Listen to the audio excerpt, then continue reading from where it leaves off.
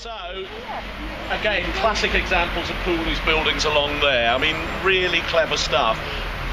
When Cootes foreclosed on him, the value of his properties overnight tripled. They'd marked them all down. They'd actually have people come in and smash bits up so that they could devalue the property to be able to legitimately purchase it at that. And it's really interesting. Bob, or Bob as we know him, has been trying to do some research because St Matthew's Church in Surbiton was funded by Cootes. There's no example of Cootes funding a church anywhere else, and he is absolutely convinced that it was guilt money, that actually somebody at the top just realised quite how they behaved and wanted to buy God.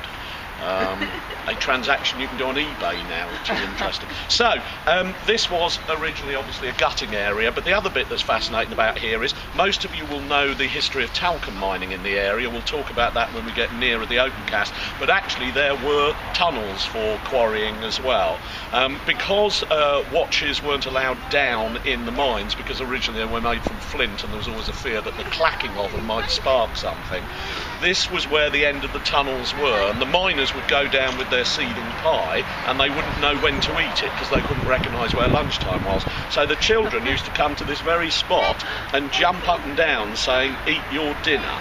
And I wonder whether you might do that for us. Could you jump up and down on the spot, do you think? Can you shout, "Eat your dinner"? Eat your dinner! Oh, yeah, you've got to shout it bigger than that. Yeah, brilliant, brilliant. So down there the miners would suddenly go, "It's dinner time," and they'd eat their seething pie.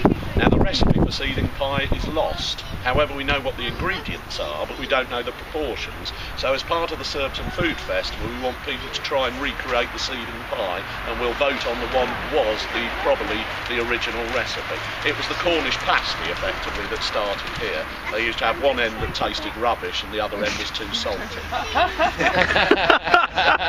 And the meat was entirely questionable. So, we'll take our walk down and then we'll take a nip down what they now call Grove Road, but in the old days was known as Grove Road.